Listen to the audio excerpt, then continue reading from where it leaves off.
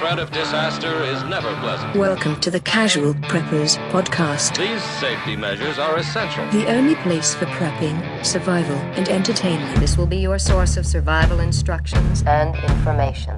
Every member of the family must be coached in the business of survival. Here are your hosts, Cam and Kobe. What up, Cameron? Nothing. Nothing's up. Nothing's up, man. It's cold outside. It is. But it's warm in the studio. Oh, it is. So we're ready to roll. What are we talking about this fine day, buddy? Well, we decided to kind of break down all the many plethora of kits that there are out there. That's like one of the funnest parts of prepping. Yeah. So gear's always like the most, the funnest thing to talk about. But what about all the different kits you can make? Yeah. And all the reasons for them. So we're just going to talk about them all. I'm excited about Every that. one of them is going to be a 7-hour episode. Yeah. Sit down, get comfortable.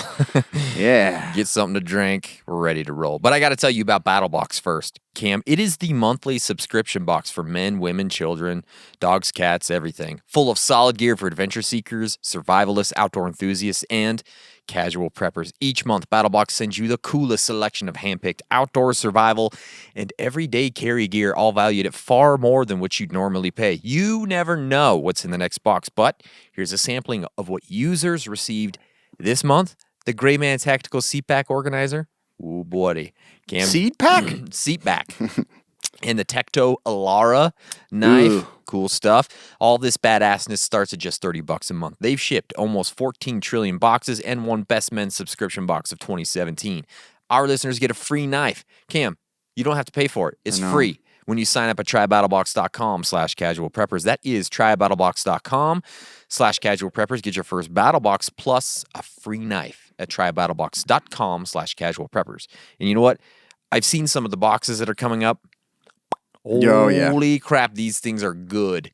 They've got some new guys running the show there. Yeah, they've got some and the ones that are coming wheels. up, oh buddy, am I excited. So you got to go try it. Yeah, Curran said he was pretty stoked about this next year. So, and I'm stoked too. We're all stoked. I am too. Okay. Listener reviews starts now.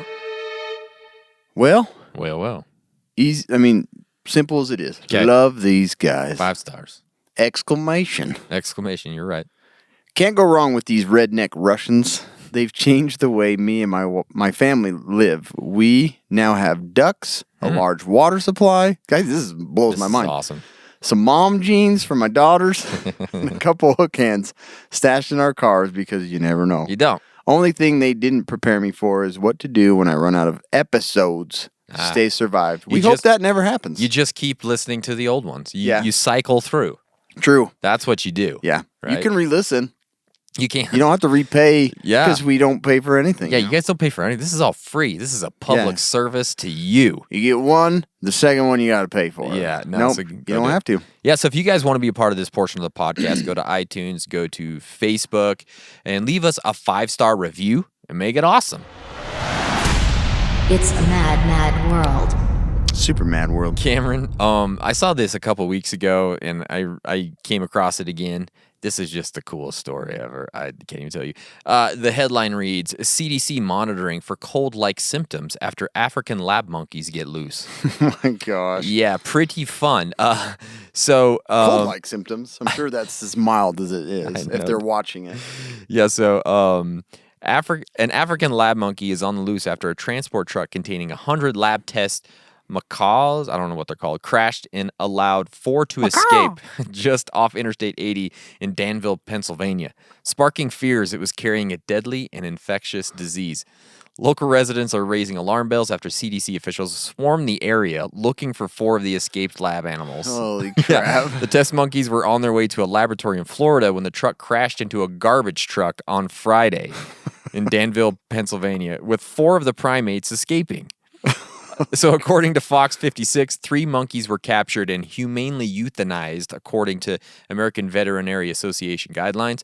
But another missing monkey and reports of CDC officials swarming the area only sparked further concerns. Oh my gosh. Yeah. Can we keep him? So this is hilarious. Listen to this. The incident has fueled reports of the monkeys carrying an infection after a woman was warned as she stopped to help the animals, believing they were cats. I walk up to the... I walk up to the back of the hill, and this guy tells me, oh, he's hauling cats. And I said, oh. So I go over to look in a crate, and there's a little green cloth over it. So I peel it back, stick my finger in there, and go, kitty, kitty. It pops its head up, and it's a monkey. That's straight from the article, dude. So Kitty, kitty, kitty. Holy cow. it's a damn monkey. Anyways, cool. This is fun. This is the start of a movie. Yeah, it really is. And it's like Outbreak, It man. bites her finger off. Yeah. And then she's patient zero. Yeah, and then it like zooms out and you see the whole world, and then you start seeing red infection just spreading out. And then from it there. jumps 20 years ahead. And Yeah, there's like, and there's 2 guys left on the tundra, just like hiding in the bushes. Oh holy my gosh! crap.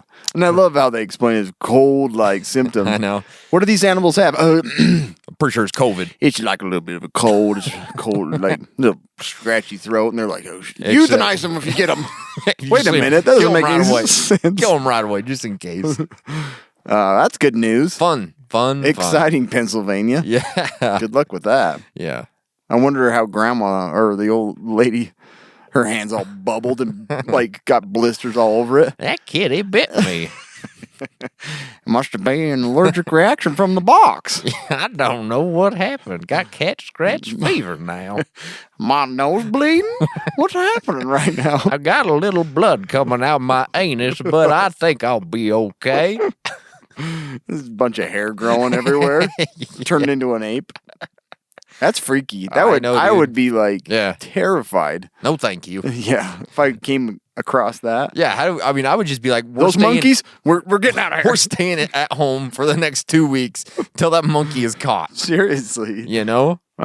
Just see him out there napalming the freaking freeway. Yeah. What's happening? Just try to get the monkey. Try to get that cold under control. Yeah.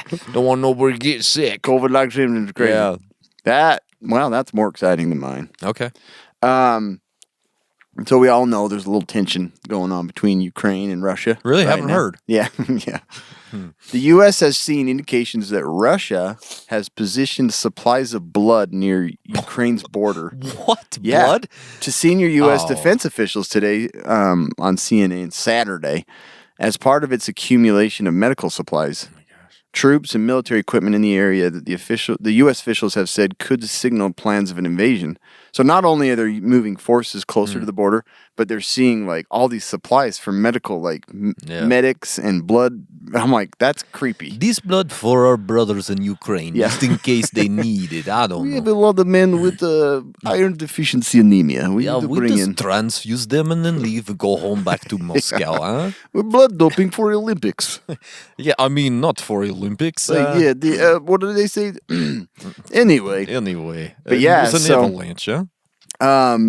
this is what's interesting is Ukraine has denied that Russia has moved any blood supplies to the front lines. On Saturday, Ukraine's Deputy Defense Minister Hannah Maliar... Montana. Hannah Montana.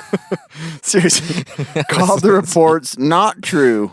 Not true. Not true, no. This Not information is not true, she said in a statement on Facebook. Such news, I love how Facebook is... On Facebook. We're going to get attacked, but it's not true. Yeah. Such news is an element of information and psychological warfare. Yeah. The purpose sounds like she's a Russian. Mm-hmm. The purpose of such information is to spread panic and fear in our society. Don't worry about monkeys, they fine. Yeah. Monkeys, no big deal. But I was like, okay. Yeah. So the White House is obviously they're concerned because they think that Ukraine is underplaying this risk. Sure. And obviously. So, anyways, keep an eye on that because that's Rad. kind of a scary deal. That is kind of a Because the scary deal. UN's, there's been a bunch of negotiations lately, and Russia's just like, no, we're not No, listening. thank you. We not listen. Ukraine belong to us. We want Chernobyl back. Yeah, so, you know, we're going to have to get ready for whatever this World War III is going to look like, whether it be a monkey virus or, Yeah. you know, a Ukraine invasion that sparks it all. And to do this, to Those get monkeys ready, are jumping in the river right now and duplicating, Oh, just I like know. gremlins. They're gremlins. This is like basically. little pods all along the riverbank. What is that? They all pop. Ding, ding, ding, ding, ding, ding, ding, ding, ding. Yeah, so That would be a cool apocalyptic scenario, right? the gremlins. Gremlin Yeah. monkeys. Like, We should do an episode on that maybe. yeah, we haven't done gremlins. That'd be fun. So to get ready for this World War III or Oh, yeah. monkey pandemic, you got to build kits. We're perfectly ready to talk about this. And as a prepper, we love our freaking kits. Yeah. I mean, we were talking. Kit Kats. We have kit making kits, Yeah. basically. Like we've got kits and kits, all these types of kits, because they're fun to make. We do, like, we've gotten supplies in Battle Box and stuff even for kit making kits, like basically labeling and For sure. you know, so anyways. Yeah, so we wanted to kind of go through all the different types of kits. We probably missed a few because we just don't have all the time in the world to do there's this, a billion. okay? You can break them all down. But we're going to talk about a lot of the different kits that you can make, maybe what to put in them, what they're for, how to build them, okay? And I want to start off with the fire starting kit. Yeah. I think these first kits are good because they're ones that can be added to the bigger kits. For sure. They're like Yes. ready to go. Yeah. So a fire, it's an essential part of survival, especially long-term survival, or if you're in the wilderness, you got to be able to start a fire. So we kind of had to, call this out as its own type of kit. Usually when we talk about fire starting kits, we're talking about what's your fire starting kit in your bug out bag look like, or in your get home bag. But you can also just have a separate fire starting kit, maybe at your house or wherever it might be. I got right? one under my bed. You do. You keep Fire one in your starting kit. pillowcase, huh? Fire starting kit. Yeah. The real fire starting kit. Yeah, between the sheets, boy. So let's look. I mean, why is fire so important? Obviously, in an emergency, you could cook with it. You can stay warm when it's chilly outside, like it is today. You can purify water, which is super duper important. We know about that. You can dry wet clothing. Yeah. You can do that. You can burn it too, so you got to be careful. It's comfort, man. I don't know if you've ever been, camping, but it's just in the middle of the night when you might be kind of scared. If you have a fire, you're kind of okay. You do. You feel pretty good with a fire, right? You do feel okay. Yeah. And then signal. You can signal. You can do smoke signals, or you can just burn the forest. Yeah. Like in A Quiet Place, remember they started fire to signal? That's right. Yeah. So fire is super important. Lord of the Rings, that's a real story. Yeah. The hobbits and whatnot.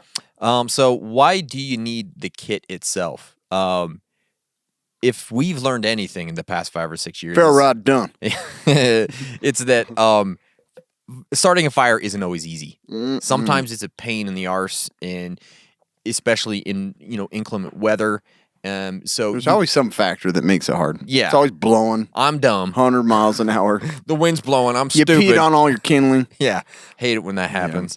So let's talk about what this kit could have and how you could do it.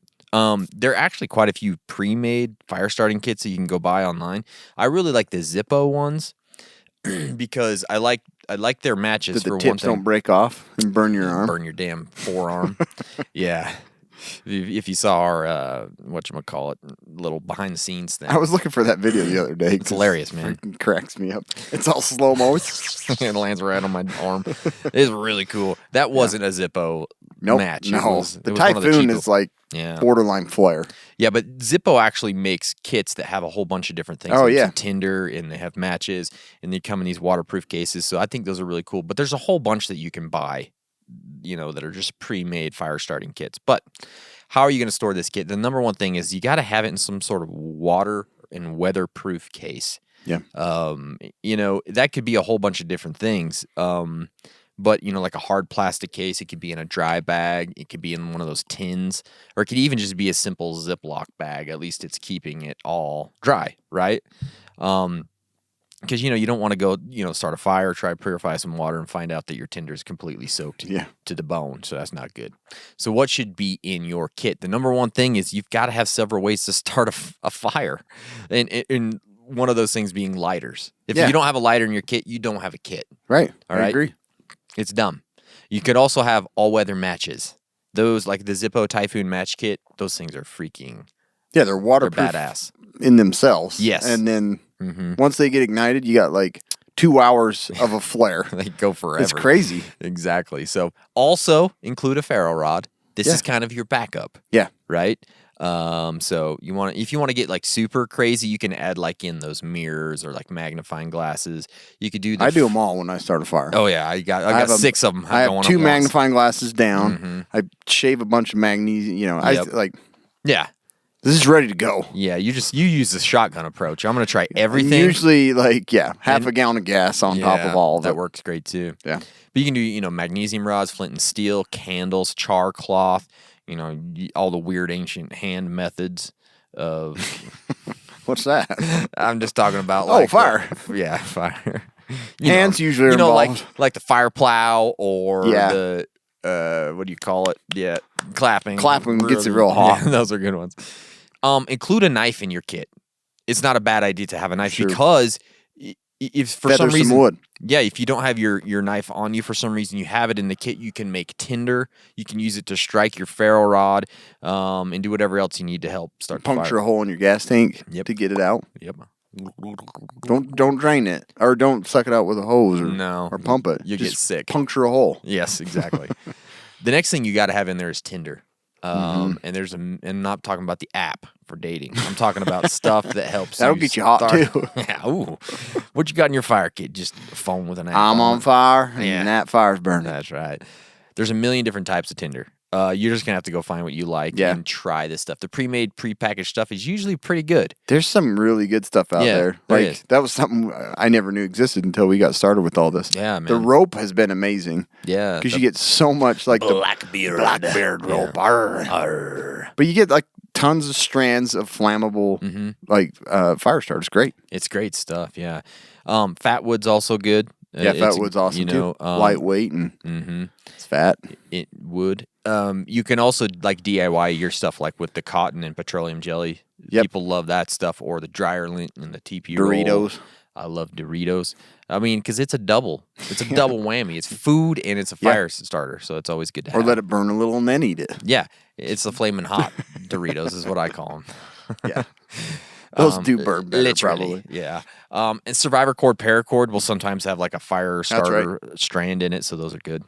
Other things you can keep in this kit are like a pocket bellows. If you don't have a pocket bellows, man, these things are awesome. That's right. You telescope I these forgot little about that little suckers out, sucker. and you don't have to get your damn face burned off trying to get the fire Or started. your eyes are bloodshot Yeah. for 2 days. You got charcoal. I had to start a fire. You got charcoal all over your face. Your eyebrows are gone.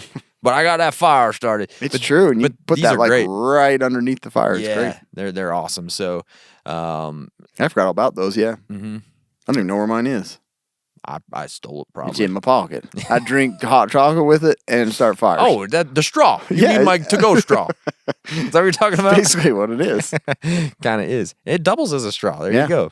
Yeah. Mm. You can look So in the anyways, mirror. That is the fire starting kit. A lot of different ways you can do it, but that's kind of the basics.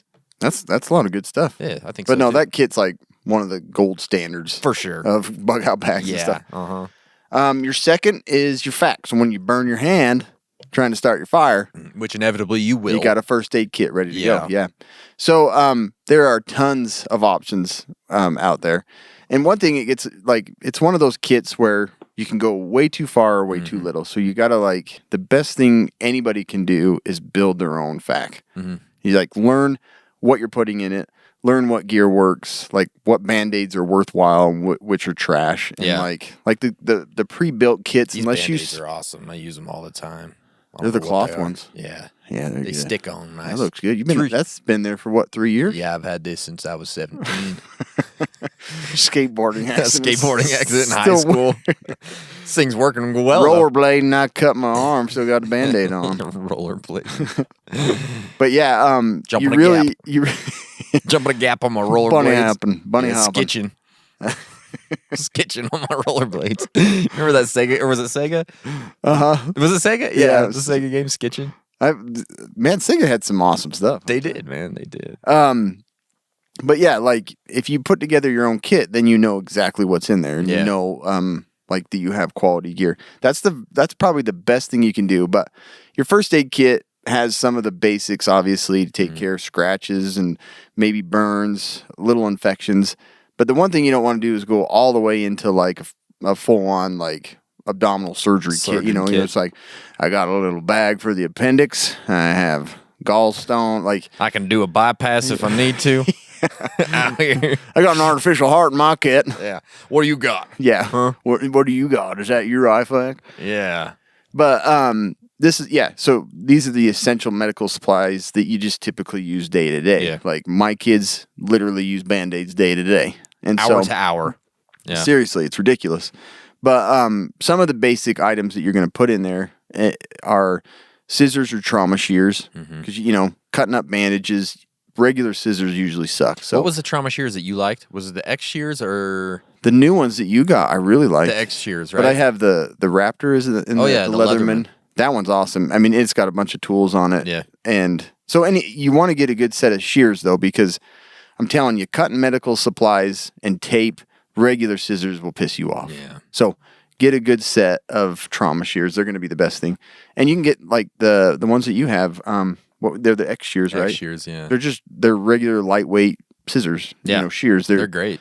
Because I like the Leatherman one, but it's a bulky sucker. It is. Like for your fact that might be part of your EDC kit. Yeah. And they're more expensive. They're a little bit bigger. I think the trauma X shears were pretty inexpensive. Yeah, they're great. And I cut my pants off with them. You did. Literally. You looked awesome. So we need to repost that video. I forgot about that one.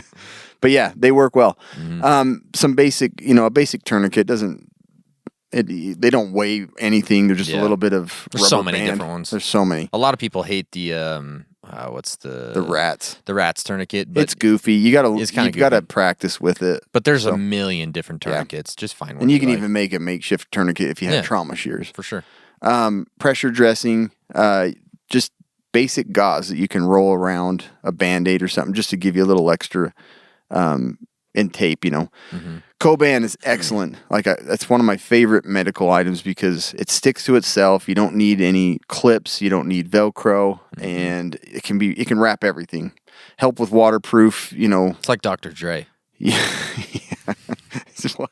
He can wrap everything. He's got skills. What? Yeah, true. Yeah. It's Dr. Dre's wrap. Yeah. And then I always carry like a little weekly medical thing that I just put in each of the, on the Monday one, I've got marked ibuprofen, Tylenol on Tuesday. Yeah, right. Yours is all stomach Imodium. pill. You know it. Yeah, and then from then on, it's all stomach and diarrhea medication.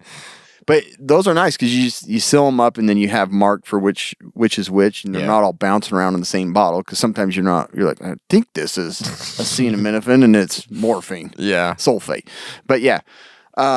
So yeah, having just your basic pills that you could throw in a little tiny kit, along with Band-Aids, alcohol pads, safety pins are always useful to have in there, and tweezers and hemostats. You don't need this massive medical kit with all the suturing material.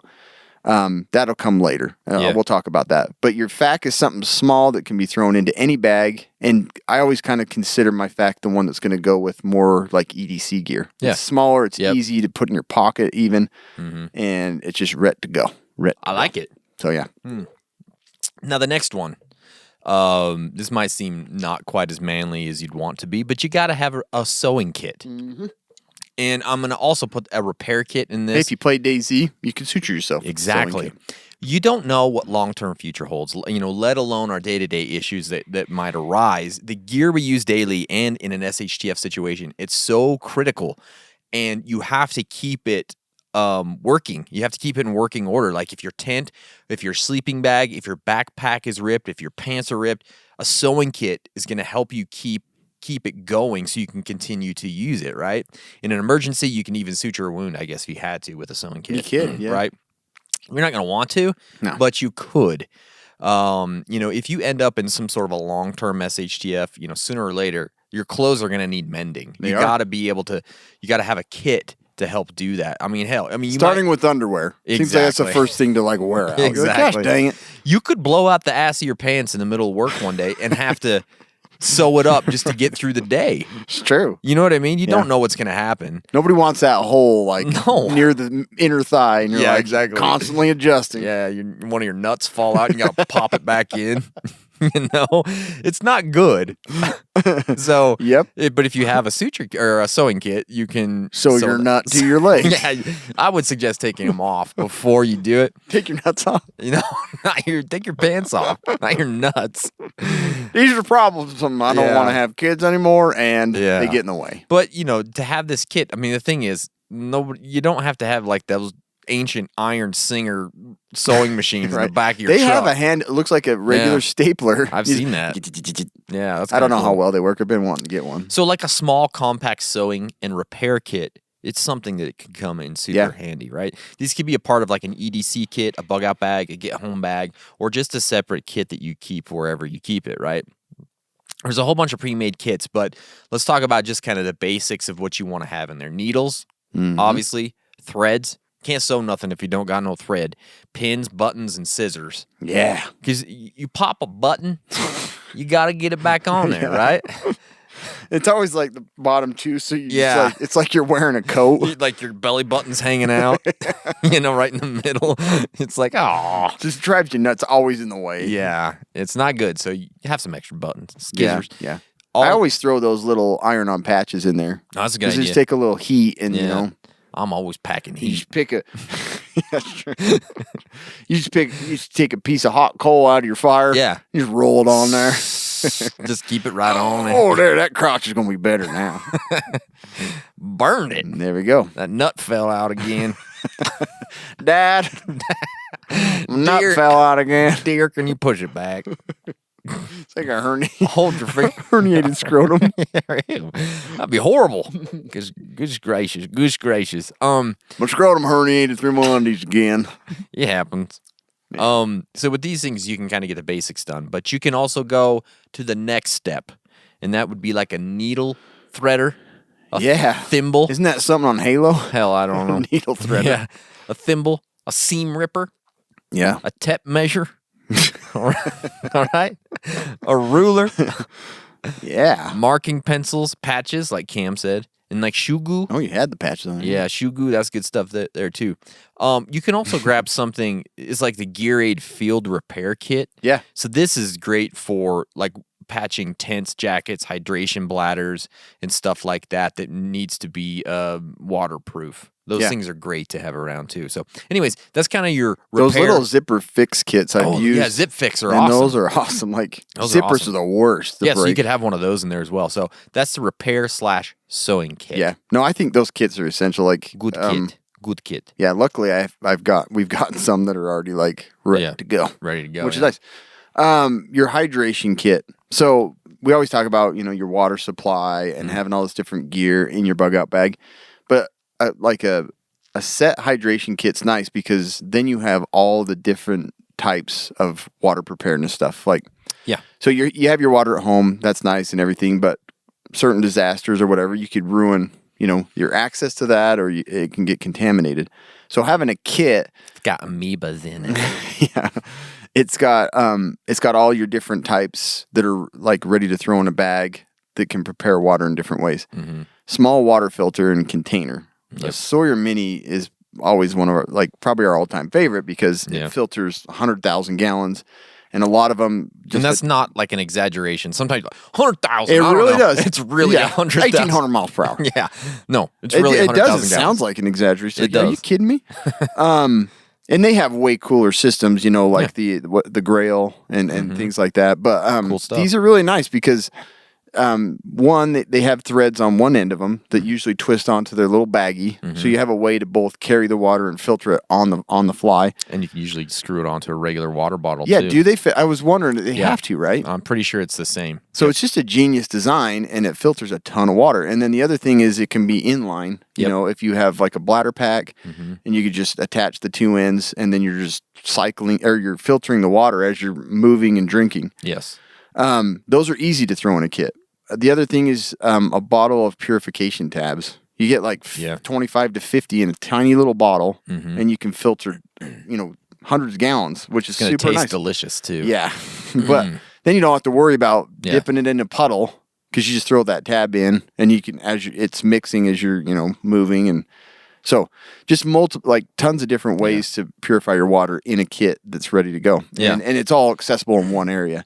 Like I have a drawer in my basement that's like my water kit. I want to get it all in a bag, but it's all my water supply stuff in one little It's a great way to container. do it. And also, like, in your bug out bag, you kind of should have... I have a couple of them. Your hydration kit in your bug out bag. That's like how my bag is done, too. So, like, I have a fire kit in there. I have a hydration kit in there. I have a cooking kit in there. You know what I mean? Yeah. So you can pull all those out and use them it's perfect. separately. I carry, and then the other thing is, like, you want to have another way of preparing water, obviously, is to boil it. And so you need a little metal pot or, a container. And I have a stainless steel one. And in that, I tuck in, like, I can fit about 3 of those little pouches Water of water. pouches. Yeah. so that you don't even have to filter it. You have water to drink, and then I stick a filter in there, and I have my little bottle of tabs in that container, and then I seal it, and it's ready to go. So that's my kit. Yeah. But you have those kits ready to go so that you're able to throw it in another kit, and you have multiple ways. That's the thing that you've got to do always. You don't know where you're headed. You don't know what water you're going to come across. And you've got to have a way to carry that water because you're not going to sit there and drink and fill up all, the whole time. So, they even have some fancy ones like the osmotic pouches where you just throw in the water and they just suck the water in and filter as they do that. And they even have some, I think they have some electrolytes and stuff in the pouch. Yeah. So, there's a lot of different ways and you need to have them all. And so if you build a little kit with all these different, varieties of water preparedness, then you're ready you can to go. separate them out, put them in your kids' bags, put them in your bag, and you're ready to go. Yeah, that's awesome. That's a good one. Good one. Hydration. How about a document kit? This is something you might not think of as a kit, but it kind of is, especially when it comes to some sort of a situation where you kind of have to bug out or you got to get out of the house, but you need to bring certain documents with you because you don't know what's going to happen. You don't know if there's, martial law going on or some sort of a roadblock or whatever it is. You got to keep these important documents with you in some sort of a kit, and you got to keep them safe at the same time. So it kind of is a double duty going on here. So there's several ways to do this, but having a kit with several backups is kind of your best way to go. So first off, let's look at what documents you should be including in these kits. And it's kind of the basic stuff I think we've talked about before, but like birth certificates, insurance papers, and then, maybe other photos and documentation that you need for whatever insurance purposes, deeds, wills, passports, driver's license, social security cards, photos that are important, like family photos, medical documents, contact information that you might not be able to get otherwise, and then financial documents, whatever those might be. So those are kind of the basics. There could be more, there could be less, but that's kind of what you want to keep in this kit. The number one thing I would say when you're making this kit is to digitize these documents right away. There's no reason why not to. Yeah, it doesn't make any sense. So digitize them and get them on a nice, good flash drive that's not going to fail on you. Because those really cheap ones, sometimes you just don't know what's going to happen. So you want to get one that's a little bit better, that's a little more hardy than some of the other ones. And they have encrypted apps that encrypt all of your stuff. Like I store a lot of my stuff on there just because you're going to probably have your phone with you. Exactly. And if you lose your phone, then you got your backup documents. Yep. And so that's definitely part of this kit. Also, get hard copies made. This is what I think is the best way to do. Get your hard copies made and put those in like your regular file cabinet, and then have the originals in, either a waterproof safe, fireproof safe, or in like one of those fire bags, whatever it is. Keep them safe from water and fire, because that's the number one thing that's going to happen. Yeah, probably. And also have that flash drive in there as well. Kind of keeping all this in a binder is kind of nice. It kind of keeps it as a kit, right? It's all right there. You can obviously put the flash drive in the binder, and this can all go into your. Well, digging for that crap takes so much time. It's a pain in the butt. And I always think like recently Tonga, it's like all of a sudden, boom, volcano goes off, and you have seconds to get out of your house before it floods. Yes. And you're going to need to find need insurance papers and everything. It's like put it all in one place. Yep, and grab it. And then like Cam said, it's also a good idea to keep them safe on the cloud somewhere. Yeah. So that if for some odd reason I know preppers freak out about that sometimes, but they do. But if for some odd reason you can't get to this kit, you can't get to the physical papers, you can maybe access it from somewhere else on the cloud, right? You just got to make sure it's a safe storage method, whatever it is. But anyways, that's kind of your document kit. Again, it's not something you normally think of as a kit, but it kind of is. It totally is, yeah. It's all in one place. Yes. Or several places, but ready to get it all. Yep. A navigation kit, and I'm no expert in navigation. Honestly, really? Phones have corrupted me that way, and that you just use your phone. But a kit with a lot of the supplies that go back to a little bit more primitive way to navigate. And this goes into your maps. Even of the area you live in, like your hometown, the mountain range around you or whatever, you want to have a good up-to-date map. And you want one that's waterproof, that, because if you're out there traveling the roads and camping and trying to figure out where to go and it's Yeah. raining, that map's not going to last very long. I really like that Never Astray. Yeah, maps isn't that, that I was we going got. to ask you. So that's what their names were, huh? 'Cause Yeah, they're Never like Astray. you can't even tear those suckers. No, they're like really durable. Like They're made of waterproof. rubber. Yeah, they're Rubber. cool. You could basically sleep under it. Yeah, It's pretty much. Sweet. Yeah. But yeah, like a generic map that's not digital that Mm-hmm. you can refer to. And it's a good idea to look into, like, if you're going to spend some time in another country or you're going Mm-hmm. to go to an area that you're not familiar with, to have a paper map just in case. I'd hate to get hit by an EMP being in San Francisco because I'm like, well, I don't know how to get anywhere. yeah. Yeah. So that would be part of your kit, is having a map. And then the other thing is learning how to use a compass and having a compass. Yeah. And there's different types of compasses. There's one that has the little sighting wire, was it asthma type, and teaching your kids how to use. Kids think compasses are freaking great, and so it's easy to have a kit with like little supplies for them too that you can throw in their bags. Another thing, when you're navigating and you're in a place you're not familiar with, those little trail markers that Yeah. you can like poke into stuff that reflect light, those are so helpful. Hunters, use them Yeah. all the time, but like having those as part of that navigation kit will help you not get lost, not, backtrack and end up in the same area. And they're simple. You can get a little baggie full of like 10 or so of them. Yeah. Yeah. And then a GPS unit, still relying on digital technology to get you around. Your phones are obviously a GPS and navigation system, but one that's separate, maybe a satellite type of GPS, could be part of your kit that you're able to use. Or even a watch. Yeah. They have those GPS watches. Yeah. So, these are real basic things, but having all of your navigation supplies in one place or in a kit can be really helpful because all of these kind of go together. It's not like you use one map that's not, without a compass. You've got to learn how to read a topographical map and things like that. So. Well, these are great. It's great to have this kit like in your bug out bag. You've got your navigation kit. You get somewhere, you're like, oh crap, where am I? I can pull out this kit. I can start to figure out what I need to do navigation wise, right? And basing off, reading the scale and knowing you're like, okay, this is going to be 2 miles. I'm going to need this and that. And so, that's good anyways, stuff. put it all together.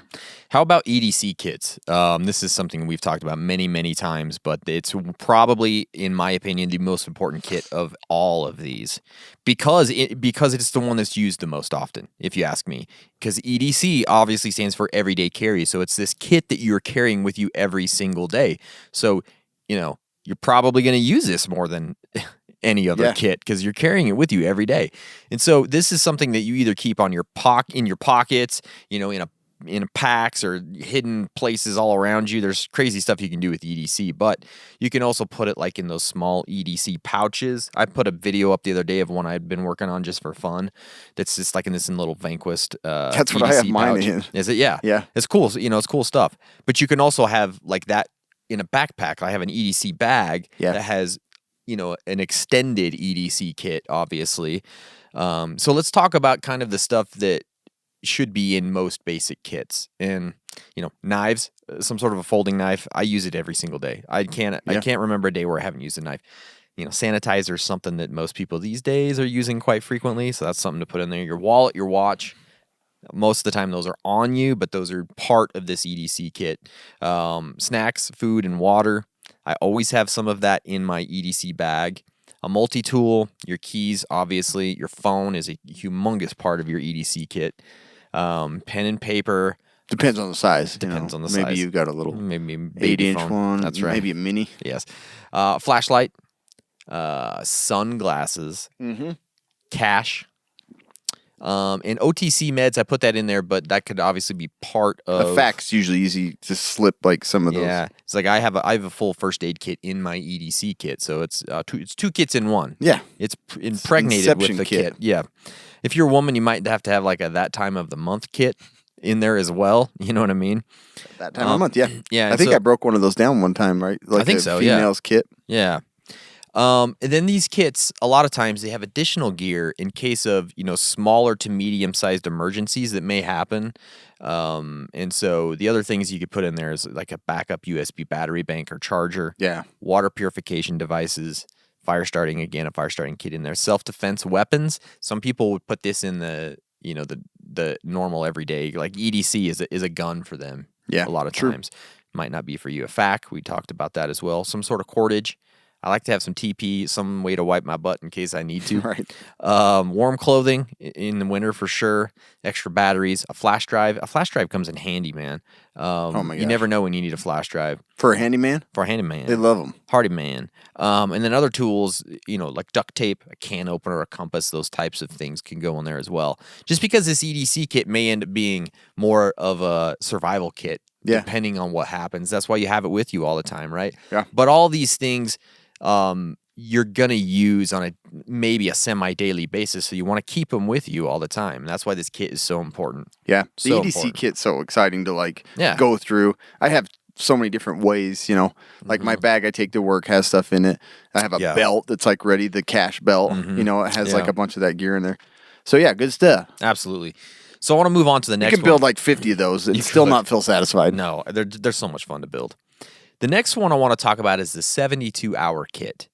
So it has a great name because it tells you exactly what it's for, right? Makes a whole lot of sense. Straightforward. Yeah, straightforward. As straightforward a kit as it comes. Yeah, it's a kit to keep you alive for 72 hours after a disaster or an emergency. So this could get confusing With the sometimes bug out with and the bug out bag, right. because a bug out bag is built for 72 hours as well. But here's how I'm kind of parsing these two out.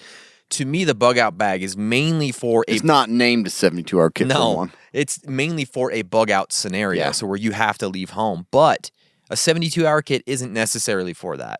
A 72-hour That's how kit, I look at it too. Okay, good, because I wasn't quite sure how to parse these out, and this is how I'm looking at them. A 72-hour kit is basically, it can be for anything. It could be for bugging out if you had to, but it can also just be, I have an emergency at home. I have to stay here, maybe sheltered in place for 72 hours. I have some stuff in here I know I can get through the 72 hours. Or maybe I'm at work and I have it in my car. I have 72 hours of stuff here. So it could be really for any situation to get you through 72 hours. Obviously, a bug out bag could be as well, but it's going to have a few more things in it probably, right? So that's kind of how I'm looking at those. So these 72-hour kits, they can be stored in a backpack. They can be stored in a tote or like a large bucket, those like survival buckets things you can buy.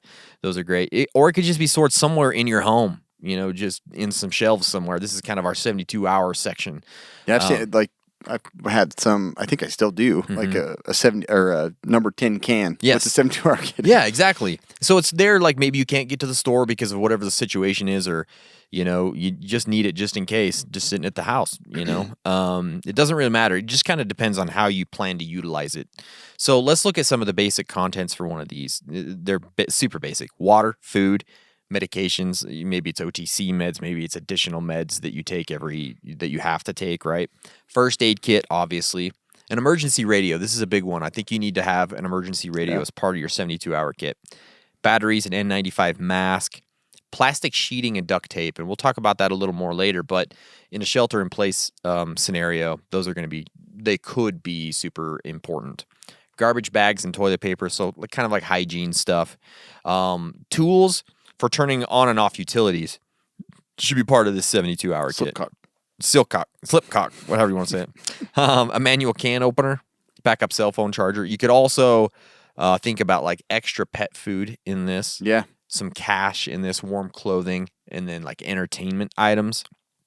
So a 72-hour kit is like a basic kit that I think everybody should have in their home. And when non-preppers think about, I'm going to build me a emergency kit, this is kind of what they're thinking about. Practically the 72-hour kit. I feel like preppers don't talk about 72-hour kits as much. It's too beginner. Yeah, but it's one of those things that is more mainstream. So I felt like we should put it in here as something to talk about as one of those kits. Yeah. And I think of anything that you can all do, like you can make a 72-hour kit for every one of your family members. Yes. That's the first and easiest thing I think anybody can do. Absolutely. Yep. Now your bug out bag. Yeah. Which is just your 72-hour kit. Kobe already talked about it. And let's move on. Yeah. So basically your bug out bag is your portable rucksack kit that holds enough gear and supplies to help you survive for at least 72 hours after disaster strikes.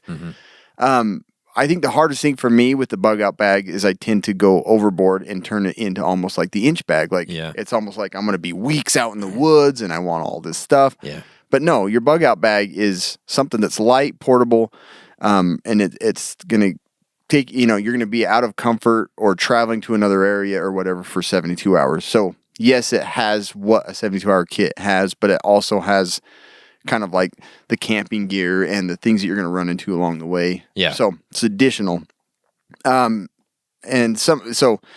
since Kobe just talked about the 72-hour kit, like here's some of the differences that are included into your bug out bag. So it's kind of like your 72-hour kit plus EDC in one bag and some camping gear. That's kind of what I like the bug out bag is. So what often you have in your bug out bag is lighting. Usually one handheld, and I like a headlamp because then your hands are free and you can do a bunch of crap. Yep. Fire starter kit. So that's already ready to go. You got a fire starter kit, throw it in your bug out bag if it's not already in there.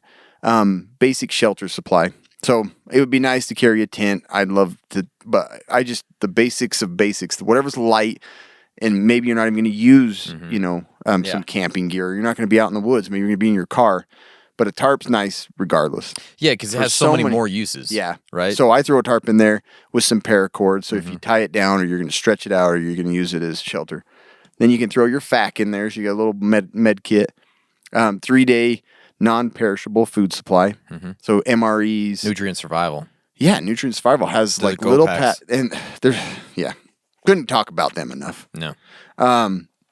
And then you want to have water that's ready to go. Yeah. Water that you can use to cook or prepare some of this food, wash it down so you don't choke to death.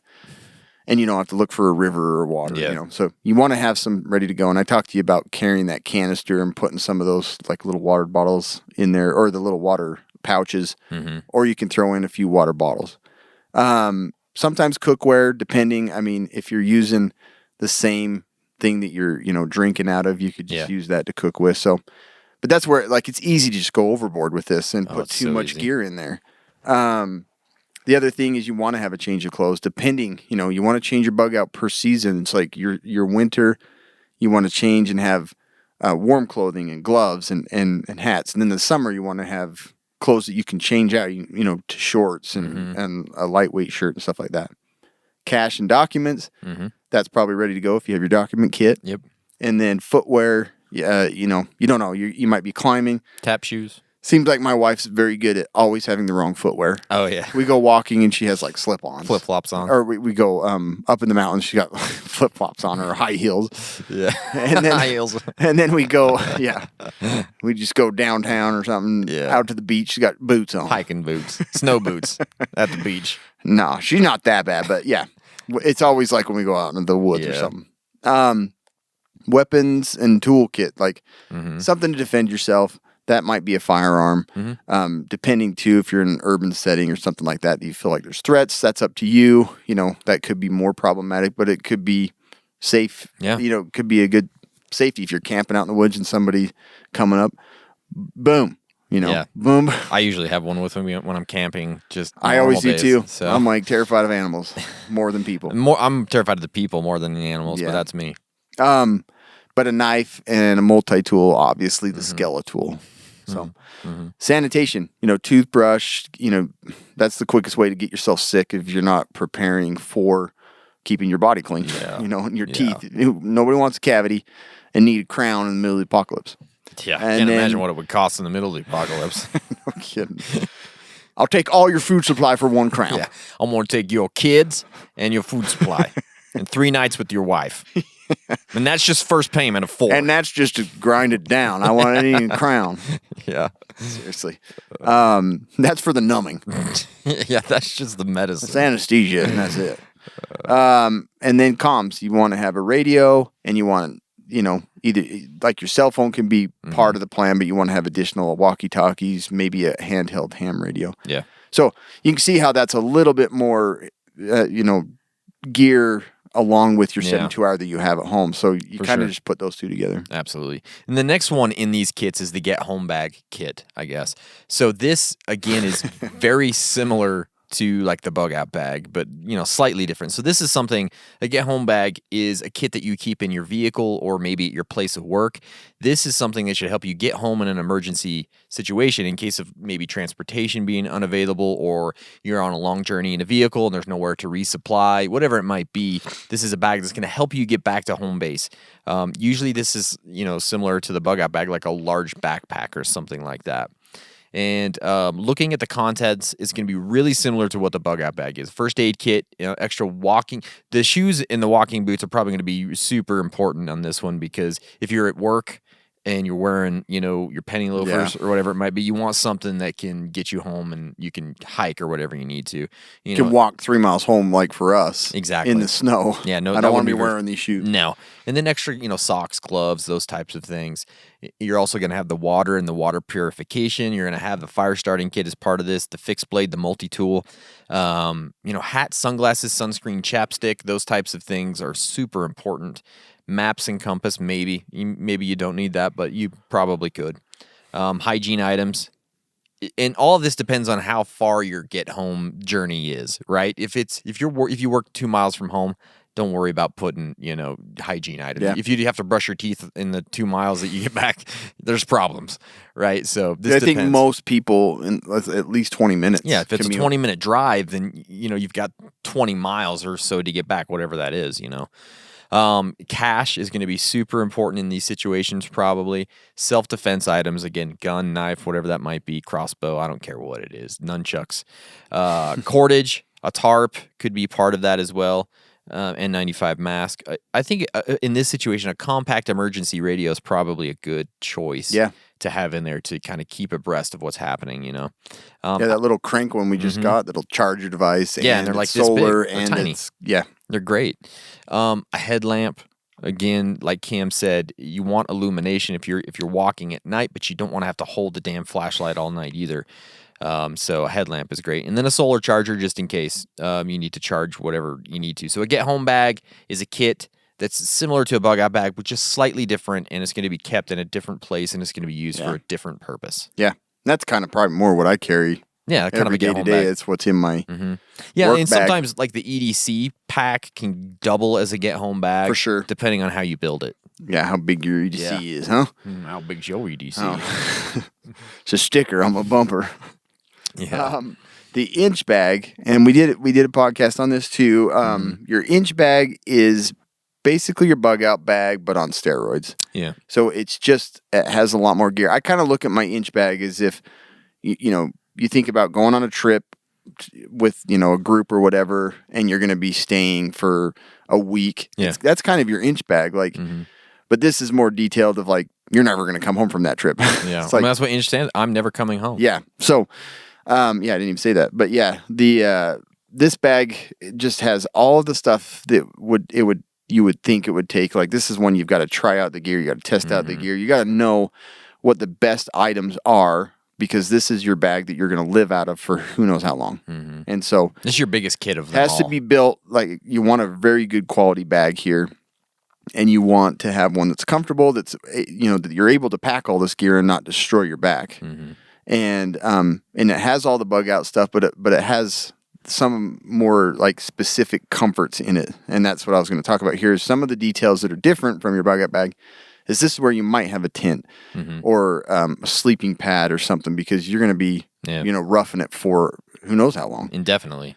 And so whether that be in your car or just out in the forest or at a hotel, you just don't know when you're ever going to get back to your stuff, so you want it all with you.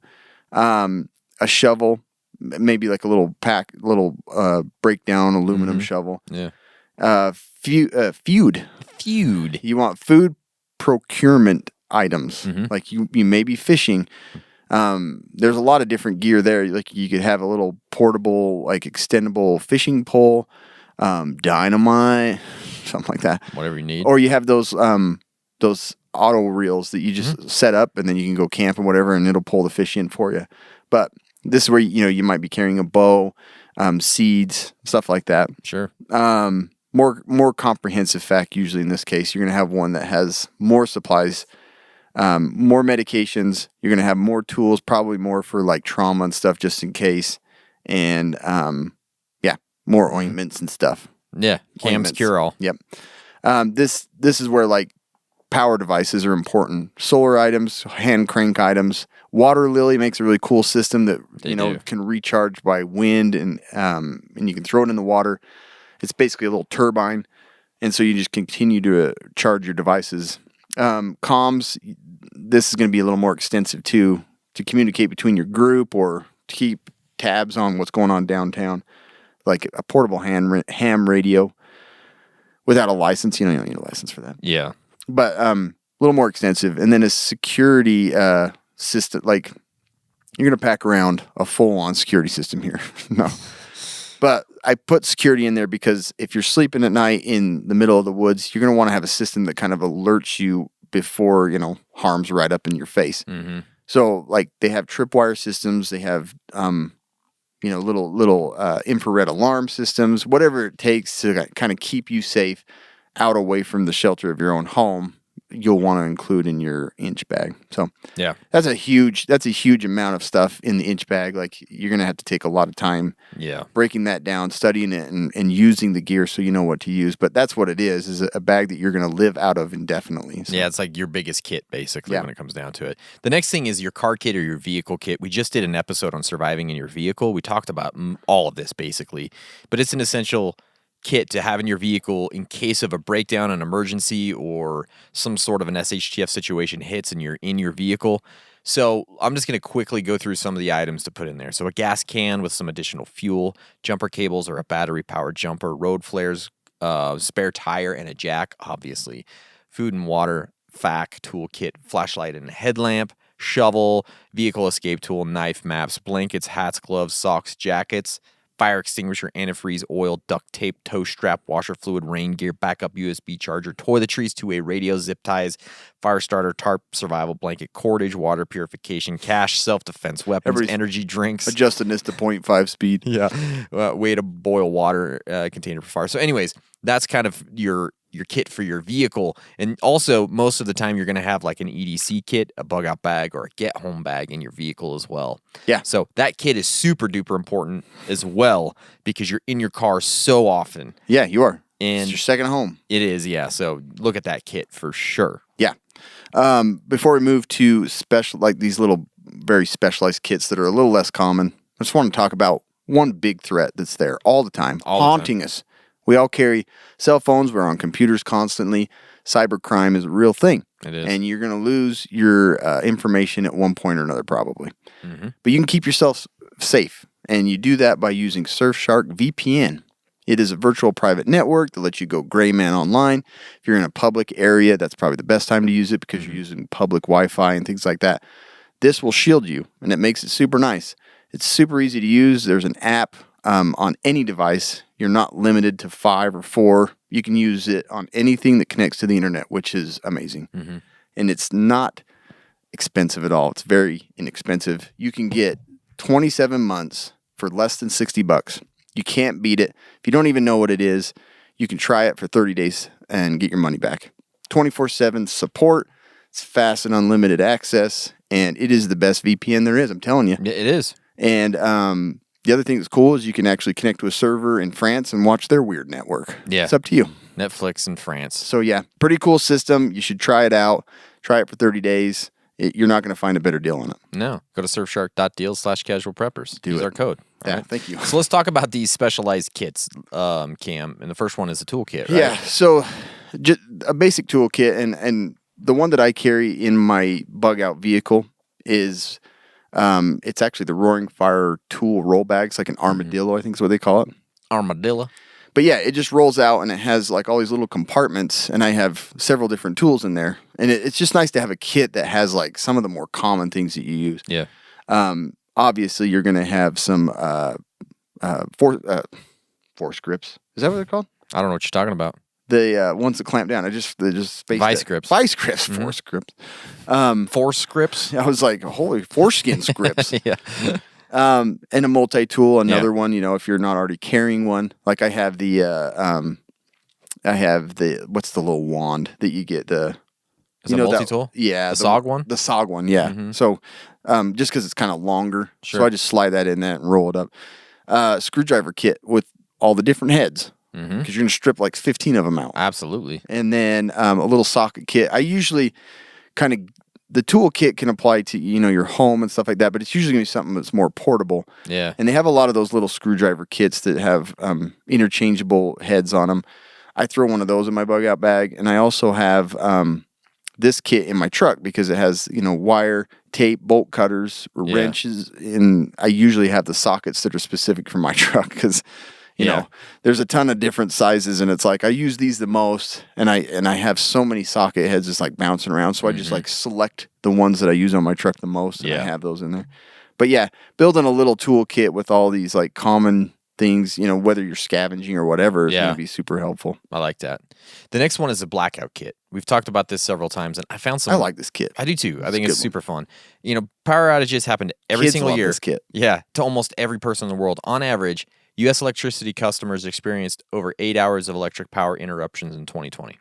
So 8 hours. Everybody's been dealing with it. Customers in Alabama, Iowa, Connecticut. We've had some pretty reliable energy, huh? We have. Oklahoma and Louisiana experienced the most with interrupted power in 2020, ranging from 29 to 60 hours in Louisiana. Oh, my God. So, obviously, in those areas where there's hurricanes, it's a much bigger deal to have this kind of stuff, or those big storms. But, so you have, this Blackout Kit is a kit that you have ready when the power goes out. So, it's super smart to have one of these. It can be stored, maybe in a small Tupperware type box or a backpack, or I don't know how you keep yours, but I think just like a little box is kind of nice to have it. Some people I even think mine's just in a Tupperware bin underneath my bed. And some people even use like glow in the dark tape on the container, so that's a good idea. When the lights go out, you can find that sucker, right? I just break all the glow sticks, throw them in. Yeah, exactly. They last forever. But here's kind of the basic contents to think for this Blackout Kit. You have to have a flashlight. You have to have a headlamp, and we've talked about those a million times. It's not a bad idea to have a little first aid kit in there in case something happens. You can't find all your other crap. A multi-tool, candles, lighter, batteries, an emergency radio. It's not a bad idea to have your power company contact info in there as well, so that you could call them or whatever you got to do to figure out where the hell's the power, right? A USB charger. A lot of people keep these things under their bed or near their bed, so if it goes out at 3 a.m., you're close to it, right? Yeah. Just make sure that everybody knows where they are in the house, and except for your kids, because they just get in there and turn everything on. Or you can make one for each bedroom if you want to. But I don't have a full kit for each bedroom, but at one point I did have flashlights next to all the beds, so at least they could get a light and see where they were going. Yeah. Right. But you know how long flashlights last in a kid's bedroom? Not very long. Nope. Turn it on, go to bed. Yep. Turn it on, go to bed, lose it the next day. It's gone forever. So depending on the area that you live and what your most likely, natural disaster is going to be, like us here is probably going to be an earthquake or a flood. Or a blizzard. That's true. But hurricanes, tornadoes, depending on where you live, you want to build a kit specific to kind of help you through those events. And that some of the things that you're going to have in these kits are going to be, storm blankets to protect your windows so that you're not going to have glass flying all over when you're, going through a nasty storm. Or this is going to be a kit down in your storm cellar or something that you're going to have it all ready for your family down in that area. Waterproofing supplies, plastic covers. If your windows blow out, break, then you can seal it off, or you can isolate your family to a room to kind of trap heat in there. I'd like have two of those kits. So you can isolate your family in one room, and then you can be in the other room. No joke there. I didn't think this one through. Colby's right. That's all right. And your food supply, it's a little more accessible in these, like, maybe where you have all of these like weather supplies in one place, you have some food in there too. It's always easy to throw some MREs, a few water bottles in a kit for storms. A generator is something to replace the power loss or to power up a light, power up a device to distract your kids. Like I'm going to have that in my kit too. Yeah. I haven't actually built a really specific, earthquake kit, but I want to because I have my bug out bag and all that stuff. But it's a good idea to just have this stuff in. I know people that have those storm cellars, or they even have like a tornado bunker, which would be awesome. That's where you would have all this stuff down in there. I kind of want to just move to Tornado Alley just so I could have like a tornado shelter. So I can justify to my wife I need one. We need one. We got to have it. We have to. Sanitation's huge because you might be isolated in one room in your house, or there's going to be broken pipelines. There's not going to be running water. It's easy to get sick. Or you do get sick and you have to deal with that. So you want to have like chlorine, Lysol, wet wipes and things like that to keep, your health up. Also have access to your FAC or some additional medicines, especially if you have prescription medications. Yeah. a lot of this stuff's going to be near like your bug out bag and all that. And then also entertainment, shelter supplies like tents are awesome for this because you know it's all right there and you can just plop it in the middle of your house while the storm ravages everything. And then signaling. If you get trapped, you need help, you can set some light outside or a countermeasure or a little, there's like those little flashing beacons you have in a vehicle. Yeah, like emergency flashers. Yeah, so if you need help, you can throw it out on your lawn for people to come and help you. So, and then a radio to kind of follow the weather, know what, what's going on, if you're going to get any power back soon and things like that. So, yeah, that's kind of just your basic kit for if you have those threats that are higher in your area. Yeah. And so the next one I want to talk about, this one's kind of tough to pin down, but it's called a children's kit. Basically, it comes down to keeping your kids occupied in an emergency. So the number one thing... Way more important than it seemed. It really is. You really think about. The number one thing you have to have ready for kids at all time is some sort of an entertainment, especially in a situation where it's kind of really stressful, anxiety-inducing. You want them to be able to chill, do something that kind of takes their mind off of it. So you can kind of have a kit ready for these situations. So things like books and board games and crayons and markers and coloring and activity books and toys and those types of things will really help. I mean, pretty much in any SHTF scenario or emergency situation, this is going to be a kit that you're going to want to have. Yeah. And like Cam said, it might be part of another kit as well, like your earthquake kit or tornado kit or whatever, or even in a bug out bag. I mean, you can even these are all just little specific kits, but they're probably going to be in some of your other bigger supplies. Yes. I mean, because a lot of people do have bug out bags for their kids, and this would be part of those bug out bags is this little children's kit, right? The only kit that they're packing around. Yeah. So just also snacks, candy, those things are almost as important as the entertainment. Really are. So having a kit ready for an emergency situation for your kids is it's a good kit to have. Yeah. Good. If you haven't had a plan, try planning with your significant other while your kids have no entertainment. Good luck. Yeah. Good luck. You might as well just let the things happen. Yeah.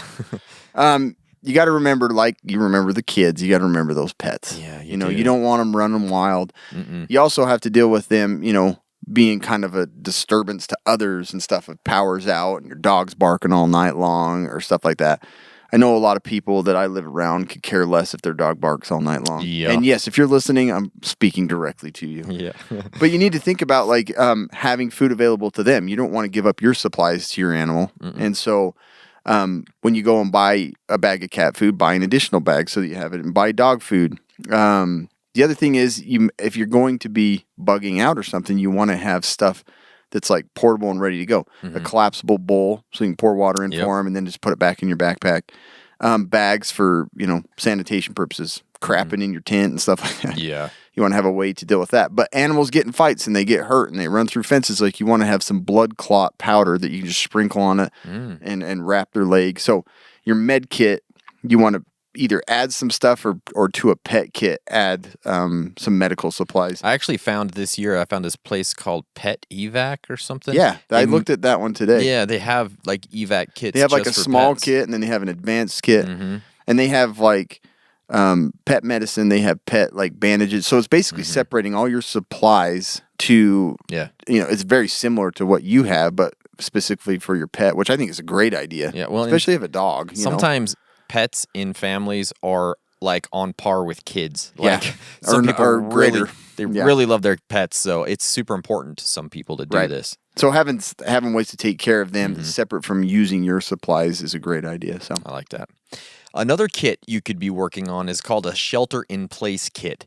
It's possible that you may be required to shelter in place for a variety of different situations, maybe like a hazmat event, some sort of civil unrest, nuclear radiation, severe weather, or even a pandemic. Shelter in place is something that might be called out, on the radio. It's like, we want you to shelter in place. Basically, you have to hunker down. You have to stay put until the situation is resolved, and you basically can't have contact with the outside world in these situations. So you kind of have to have a kit ready for something like this. So it can be kind of tricky to get one of these kits because you don't know if this crisis is going to last 8 hours or if it's going to be 6 months. But at least you can be somewhat ready. Yeah. Because you may not have access to electricity or plumbing. So you're going to have to look at that. So the basic kit should include food, water, sanitation supplies. Obviously, we know this. Safe indoor heating. That's something like a Mr. Buddy heater, or maybe you have a wood burning stove, but those are super important. Cooking devices and fuel in case, you don't have gas or electricity, so you can't cook. You have to have alternate ways to cook your food. First aid kit, obviously. Another big piece of this is plastic sheeting and either painter's tape or duct tape, because if it's a hazmat situation or maybe even in a pandemic, you're going to want to seal off rooms to keep that bad stuff out of your house or out of a room or whatever it is. Yeah. Or maybe you have to make a room for somebody who's sick or whatever it is, But you're sheltering in place, you're going to be at home a long time, you're going to want that kind of stuff for this shelter-in-place kit. Yeah, I think that's a huge, like most people are going to bug in. Yes, and so for sure. This kit's huge. Yeah. The medical kit, this is your more detailed, first aid kit. This is going to have maybe supplies to deliver a baby if you're expecting soon. The combat midwife kit. Yeah, the combat midwife kit would be great for this, because that a lot of the stuff in there can also be used for other medical, more intense medical stuff. But sanitation supplies, you're going to want to have your 90-day prescriptions or extras in this kit. You're also going to want to have more of the over-the-counter stuff that's going to get cleaned out. It always does. Ibuprofen goes fast. Yep. And you're going to have bottles in this medical kit. And this is where you have more of your casting material, your splinting material, your suturing kit. And even if you don't know how to do some of these medical supplies, this is where you're going to throw in a medical book. Yeah. So that you can refer back. Prepper's Medical Handbook. Yeah. That's probably the best one that you can get for if you don't have any medical training. It goes over all the details to take care of that stuff. But, and that I would have medical books in my medical kit to refer to. And so it's your FAQ, but it's the more complex one for multiple people. And this is the kit that you're going to want to build over time and keep working on. So yeah, I like that. This one is kind of interesting. We're calling it the workplace kit. It's always a possibility that you could get stranded at work, in whether that be due to weather or civil unrest or any other kind of crazy SHTF situation that might happen at work. Having some sort of a kit at your workplace could help you survive. Maybe you just have to stay the night. Maybe you're stuck there for a while. I mean, obviously this would suck. Oh, man. But you're at your work so often that I think it makes sense to have some sort of a kit there, right? Maybe it's just stuff you have in your vehicle, and that might be fine. Yeah. But maybe you... Well, my get home bag comes with me into my clinic, so it's kind of part of that. Maybe you ride public transportation to work, and you don't have your vehicle, right? So having something at your workplace is going to be huge. And just be very, very simple with it. Extra food and water. Maybe you just keep that at your desk or whatever. A flashlight. Hygiene items like toothbrush, deodorant. If you have to stay overnight, boy, you're going to be missing that stuff. You know what I mean? You hope that your coworkers they have the that same too. supplies. Extra clothing. Again, this is something that could be used in multiple situations. You spill mustard on your shirt, you've got some extra clothes.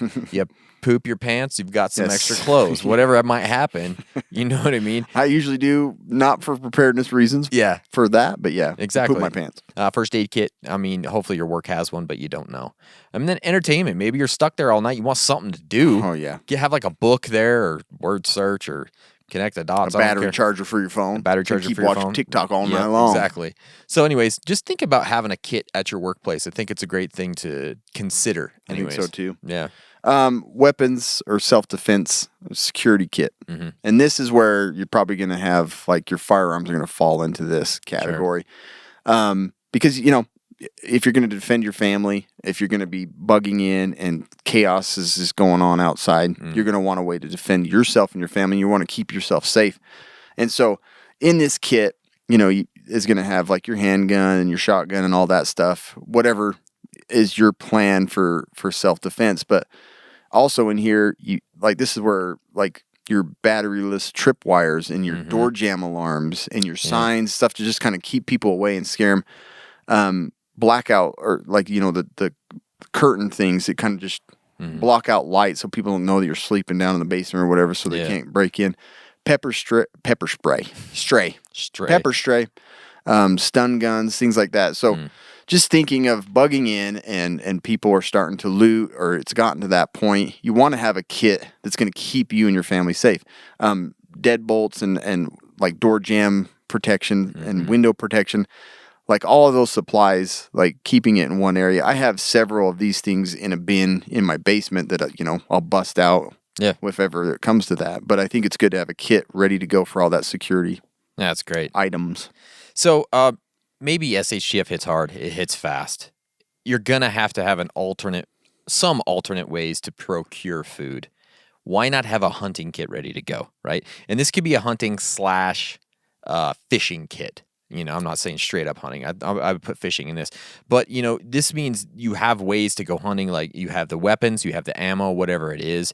You have knives and you have field dressing equipment, whatever that is. You have hunting clothes, you have butchering supplies, and you have fishing gear. I mean, most guys, if you're hunters, you kind of have this spread out everywhere. But if you have a little kit that when it goes down, you can grab it and go. Maybe it's just in a backpack. You have all this stuff going. It's great to have all together in a kit, hunting kit, fishing kit. I think it's a good idea. Yeah. And then I think on TikTok and Instagram I did a video of a scavenging kit. Oh yeah. So just basic items like gloves and goggles and things like that. So if you're going out, you want to be safe. You don't want to like go and get your eye poked out trying to look for a drumstick in the back of the parking lot. Drumstick? That's what you went with? Chickens, just chicken. Oh, I see. A chicken drumstick. I thought you meant just like you want to play drums. No, I'm talking about scavenging for some drumstick. I only got one drumstick. I Nobody need one eats more. a drumstick. But yeah, these kits are pretty, like, that's where you're going to put, like, some of your tools. It may be your tool kit, including gloves and, hard hat, maybe, safety maybe a goggles. protective, a reflective vest so you don't get hit while you're out there scavenging, things like that. Great But idea. no, I do have a kit with my scavenging gear in it. It's mostly my tool kit. Like, I have a lot of items in there for wire and stuff like that, but you can build your little additional scavenging kit that's just going to help you cut some bolts, steal some water, and or like a keep your hands siphon, like a fuel siphon. Yeah, I would be do have great. that in there Yeah. to pump gas out of Yeah. my neighbor's cars because that's the first thing I'm doing. Well, I do it once a week usually. I haven't paid for gas in years. I don't know why people don't do it more often. I don't get it. It's free gas. Oh man, but yeah, and I have an additional headlamp in there and stuff like that. So, anyways, there you go. That's I a like lot of kits, There's and those many little kits. specific ones. You may not break all these down individually. Yeah. You may have gotten that plan into a bigger one, but Sure. that's all the little kits out there. Yeah, it's many There's kits. so many more. Yeah. Today's podcast is brought to you by TacPack. It's like a little EDC kit from TacPack. The only monthly tactical subscription box with useful professional grade stuff inside. Use our code Casual Preppers. You're going to get a free separate bag set of EDC gear along with your first month's TacPack. Head over to TacPack.com. Use our code Casual Preppers. You got an AR, you like knives and cool EDC gear, go get yourself a TacPack. You should go get a tack pack. You should. Hey, Cam, speaking of EDC gear, we have a couple of quick reviews we want to do. No, do we want to do those right now? Yeah, let's just do them quick. We'll get them done. Okay. You're just going to be all right. The first one is the Revo. I'm only 20 minutes late. Yeah, it's okay. Okay. The Revo knives send us a cool knife. We'll talk about that later. But how about the Going Gear EDC Club? Seriously, This thing is they've awesome. probably been one of the most impressive. Very cool. Like, they have such good stuff. And I think like, I couldn't say enough good things. Like, all the gear that I have is probably either Battle Box or from Going Gear. Yeah. The first Tac Pack for guns. Yeah. Giant Moose Ace Nimbus V2 knife, $185 value. Holy frick. It's a really cool knife. And then we have the Rookie knives. Is that this one? No, that's a different one. Oh, it's this one. Yeah, it's in that one right there. Nice. Really cool. There's so many cool knives in this one. The Giant Moose Ace Nimbus V2 is a cool little EDC knife. Wow, that one's good looking. Yeah, it's sweet. Then we have the Rookie knives, the P661. It's another cool little Like a EDC. World War II gun. Yeah. It's a cool little knife, though. I like it. It's just kind of a Man, little EDC this guy. is like a knife's wet dream. I Like, know, if dude. you're going to get knives, go to Yeah. Going Gear. Good Wow, that stuff. one's good looking. I like That's that one. cute, isn't it? I like it. Then we have the County Com neck, face, and head cover. It's just like a gator, basically, which has like a topographic pattern on it. That's sweet. Yeah, it's kind of cool, huh? Ugh, silky. Yeah. Then we have the spandex-y. Gearade Niglow. It's like a glow in the dark keychain. It's kind of cool. That's the pepper spray. Yeah, it's a little Nigo thing. And then we have the Saber self defense spray. And then we have the Kyoto. Throw that into your the defense kit. Cold Steel Kyoto. It's kind of a cool. It looks like a mini little samurai. Japanese sword. It's sick looking. Isn't that cool? That is freaking sweet. Awesome. I was pretty stoked about that. Yeah, and then we also have the latest crate club as well, which is fun. They got some really good stuff in there. I haven't seen their card in here, so I'm sure it's in there somewhere. I would hope it's in there somewhere. there it is. Probably in the very bottom. There it is. So this is the latest crate club. The first item is the Clean Freak scent-free body wipes. I like these because they're like little individual packages. Yeah, that's pretty a dang great cool. idea for your sanitation kit. New Stat hemostatic pads. This could be perfect for your med kit, right? Then we have the First Line gun oil pen. Cool stuff for your EDC It makes it knives. so and that. much cleaner to oil stuff. Then we have the Quick Cord. It's a little tool for paracord. Kind of cool stuff there. Yeah. Then the Hero Clip medium-sized Hero Clip. Very cool. Oh, you spilt. A little bit. And then we have the Pod Extreme Jump Starter. Every vehicle needs a jump starter. We talked about that in the vehicle kit. There you go. Yep. LED Lenser ML6 750 lumen lantern. This thing is LED lenses crazy. are awesome, dude. Yeah, they They're do. freaking sweet. They have some amazing lights. Yeah. Then we have the Fox Edge FE 520. Sweet little folding knife. It's a big bastard. Yeah, I can't remember It's a when beaster. we recently. I used this sucker to like pull some shelves off because I could did just you? use Oh, it yeah. to pry. That's huge, It's dude. super durable. That's a beast. Yeah. And then we have the Tops Knives Poker. Ooh, Woo! Where's that? I don't know. It's in there somewhere. Oh, right here. Yeah, there you go. That's the latest crate club. And that's it, guys. That's what we have today. That's a lot of stuff. Yes. Thanks for listening. Thanks. Go build some Somebody's kits. gonna be pissed when I get back to work. Yeah. Go build some kits, all right? And stay survived.